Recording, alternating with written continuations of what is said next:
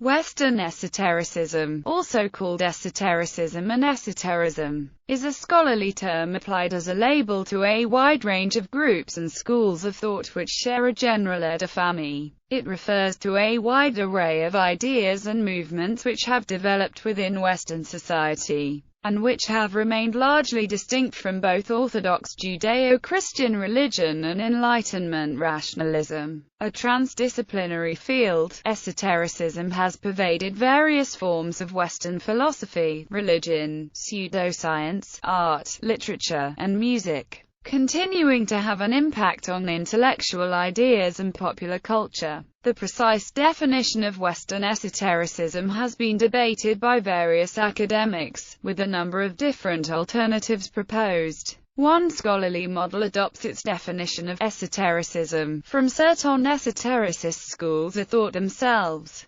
treating esotericism as a perennialist hidden in a tradition. A second perspective argues that it is a category that encompasses worldviews which seek to embrace an enchanted worldview in the face of increasing enchantment. A third view, propounded by Wouter Hanegraaff, views Western esotericism as a category encompassing all of Western culture's rejected knowledge that is accepted by neither the scientific establishment or orthodox religious authorities. The earliest traditions to later be labeled as forms of Western esotericism emerged in the Eastern Mediterranean during late antiquity, where Hermetism, Gnosticism, and Neoplatonism developed as schools of thought distinct from mainstream Christianity. In Renaissance Europe, interest in many of these older ideas increased, with various intellectuals seeking to combine pagan philosophies with the Kabbalah and Christian philosophy, resulting in the emergence of esoteric movements like Christian theosophy.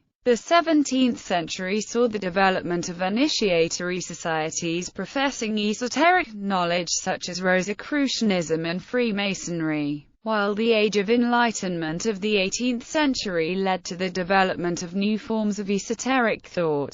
The 19th century saw the emergence of new trends of esoteric thought that have come to be known as occultism. Prominent groups in this century included the Theosophical Society and the Hermetic Order of the Golden Dawn, which influenced the development of the lemma. Other developments within occultism were modern paganism, which included religious movements such as Wicca. Esoteric ideas permeated the counterculture of the 1960s and later cultural tendencies, from which emerged the New Age movement in the 1970s. Although the idea that these varying movements could be categorized together under the rubric of Western esotericism developed in the late 18th century, these esoteric currents were largely ignored as a subject of academic inquiry. The academic study of Western esotericism only emerged in the latter 20th century, pioneered by scholars like Francis Yates and Fiver. There are now several peer-reviewed journals, university chairs, and academic societies devoted to this field. Esoteric ideas have meanwhile also exerted an influence in popular culture, appearing in art, literature, film, and music. Etymology. The adjective esoteric first appeared in the 2nd century CE as the ancient Greek term esoterikos, with the earliest known example of the word appearing in a satire authored by Lucien of Samosata. The noun esotericism, in its French form of l'ésotérisme, was first used in 1828, by Jacques Matter in his book, Histoire du Gnosticisme. At this time it was being used in the wake of the Age of Enlightenment and its critique of institutionalized religion, during which alternative religious groups began to disassociate themselves from the dominant Christianity in Western Europe.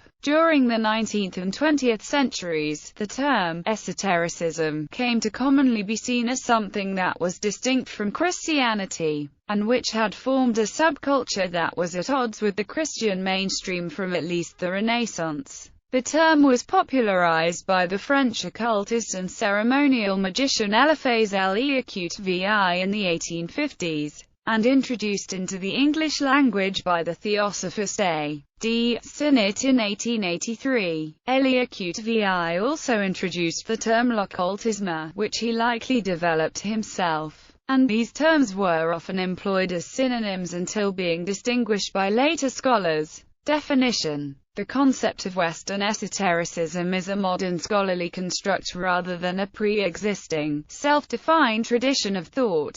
Scholars established this category in the late 18th century after identifying structural similarities between the ideas and worldviews of a wide variety of thinkers and movements, which prior to this had not been placed in the same analytical grouping. According to the scholar of esotericism Walter J. Hanegraaff, the term provided a useful generic label for a large and complicated group of historical phenomena that had long been perceived as sharing an air de famille. The historian of esotericism Antoine Fiver noted that never a precise term, esotericism, has begun to overflow its boundaries on all sides, with both Fiver and Karen Clairvaux stating that Western esotericism consists of a vast spectrum of authors, trends, works of philosophy, religion, art, literature, and music. Various academics have emphasized the idea that esotericism is a phenomenon unique to the Western world. As Fiver stated,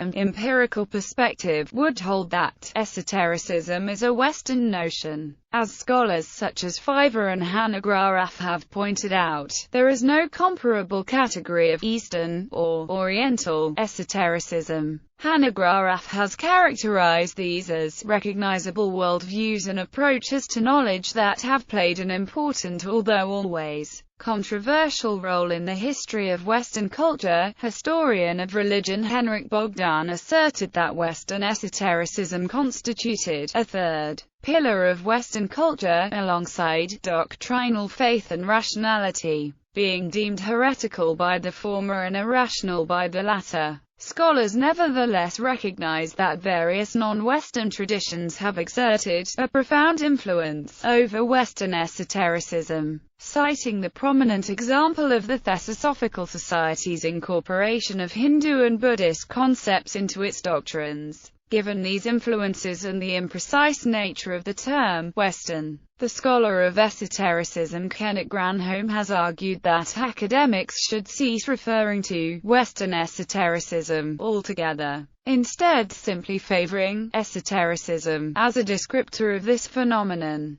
There is broad agreement among scholars as to which currents of thought can be placed within a category of esotericism, ranging from ancient Gnosticism and Hermetism through to Rosicrucianism and the Kabbalah, and on to more recent phenomena such as the New Age movement. Nevertheless, esotericism itself remains a controversial term, with scholars specializing in the subject disagreeing as to how it can best be defined. Esotericism as secret. In a tradition, a definition adopted by some scholars has used Western esotericism in reference to inner traditions, which are concerned with a universal spiritual dimension of reality, as opposed to the merely external religious institutions and dogmatic systems of established religions. This usage of the term esotericism is closest to the original meaning of the word as it was used in late antiquity, where it was applied to secret spiritual teachings which were reserved for a specific elite and hidden from the masses. Accordingly, this use of the term views Western esotericism as just one variant of the worldwide esotericism, which can be found at the heart of all world religions and cultures, reflecting a hidden esoteric reality. Within the academic field of religious studies, those who study different religions in search of an inner, universal dimension to them all are termed religionists. This academic definition of esotericism was heavily influenced by the ideas of several esoteric movements themselves, most notably traditionalism and Martinist Freemasonry. It was popular among French academics during the 1980s, exerting a strong influence over the academics Michel Eliade, Henry Corbin, and the early work of Fiver. Such religionist ideas also exerted an influence on more recent scholars like Nicholas Goodrick Clarke and Arthur Versluis. Versluis, for instance, defined Western esotericism as inner or hidden spiritual knowledge transmitted through Western European historical currents, that in turn feed into North American and other non-European settings. He added that these Western esoteric currents all shared a core characteristic, a claim to gnosis, or direct spiritual insight into cosmology or spiritual insight, and accordingly he suggested that these currents could be referred to as a Western Gnostic, just as much as a Western esoteric. There are various problems with this model for understanding Western esotericism. The most significant is that it rests upon the conviction that there really is a universal, hidden, esoteric dimension of reality that objectively exists. The existence of this universal inner tradition has not been discovered through scientific or scholarly inquiry. This had led some to claim that it does not exist. Although Hanegraaff thought it better to adopt a view based in methodological agnosticism by stating that we simply do not know, and cannot know, if it exists or not. He noted that, even if such a true and absolute nature of reality really existed, it would only be accessible through esoteric, spiritual practices, and could not be discovered or measured by the exoteric tools of scientific and scholarly inquiry. Hanegraaff also highlighted that an attitude which seeks to uncover an inner hidden core of all esoteric currents masks the fact that such groups often contain significant differences from one another, being rooted in their own historical and social contexts, and expressing ideas and agendas which are mutually exclusive. A third issue was that many of those currents widely recognized as esoteric never concealed their teachings, and in the 20th century came to permeate popular culture, thus problematizing the claim that esotericism could be defined by its hidden and secretive nature. Moreover, Hanegraaff noted that when scholars adopt this definition, it shows that they subscribe to the religious doctrines which are espoused by the very groups that they are studying. Esotericism as an enchanted worldview. Another understanding of Western esotericism has been to view it as a worldview that embraces enchantment, in contrast to worldviews influenced by post-Cartesian, post-Newtonian, and positivist science which have sought to disenchant the world. Esotericism is therefore understood as comprising those worldviews which eschew a belief in instrumental causality and instead adopt a belief that all parts of the universe are interrelated without a need for causal chains. It therefore stands as a radical alternative to the disenchanted worldviews which have dominated Western culture since the scientific revolution, and must therefore always be at odds with secular culture. An early exponent of this definition was the historian of Renaissance thought Frances Yates in her discussions of a Hermetic tradition, which she saw as an enchanted alternative to established religion and rationalistic science. However, the primary exponent of this view was Fiver, who published a series of criteria for how to define Western esotericism in 1992.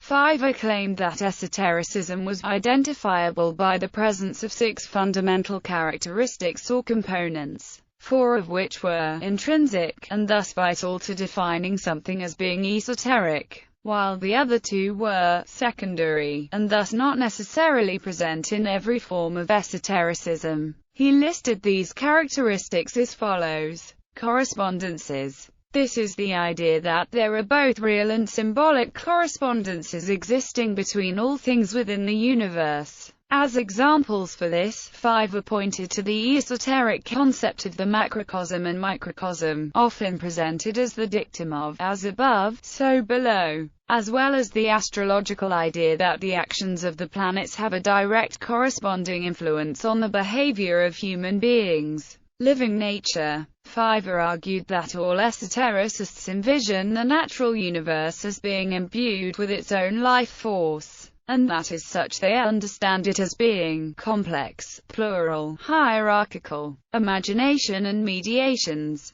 Fiver believed that all esotericists place great emphasis on both the human imagination and mediations, such as rituals, symbolic images, mandalas, intermediary spirits, as tools that provide access to worlds and levels of reality existing between the material world and the divine experience of transmutation. Fiver's fourth intrinsic characteristic, esotericism, was the emphasis that esotericists place on fundamentally transforming themselves through their practice. For instance, through the spiritual transformation that it alleged to accompany the attainment of gnosis, practice of concordance. The first of Fiver's secondary characteristics of esotericism was the belief, held by many esotericists, such as those in the traditionalist school, that there is a fundamental unifying principle or root from which all world religions and spiritual practices emerge.